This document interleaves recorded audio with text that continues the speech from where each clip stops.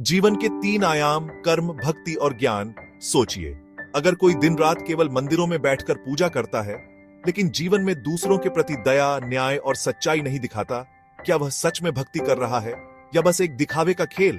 आज हम बात करेंगे कर्म, भक्ति और ज्ञान के तीन आयामों की और कैसे ये एक दूसरे के बिना अधूरे हैं।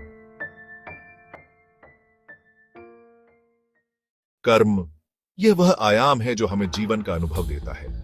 हम जो भी करते हैं उसका फल हमें मिलता है, लेकिन केवल कर्म करना बिना समझ और बिना दिल के जीवन को कभी पूर्ण नहीं कर सकता। ऐसे कर्म कभी कभी सिर्फ स्वार्थ या परिणाम की दौड़ बन जाते हैं। भक्ति, यह हमारे हृदय को जोड़ती है, हमें समर्पण और संवेदनशीलता सिखाती है। लेकिन अगर भक्ति ज्ञान और कर्म से अलग हो जाए तो यह केवल पाखंड बन जाती है। दिखावे की भक्ति हमें कभी भी आंतरिक शांति या संतुलन नहीं देती। ज्ञान हमें दिखाता है कि हमारा कर्म और भक्ति किस दिशा में जा रहे हैं। यह जीवन का मार्गदर्शक है, लेकिन केवल ज्ञान होने से, बिना कर्म और भक्ति के, हम केवल विचारों में उलझे रहते हैं और जीवन में कोई वास्तविक बदलाव नहीं लाते।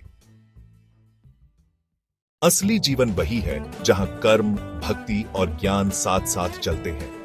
कर्म हमारे जीवन को सक्रिय बनाता है, भक्ति उसे संवेदनशील और प्रेमपूर्ण बनाती है, ज्ञान उसे सही दिशा और अर्थ देता है।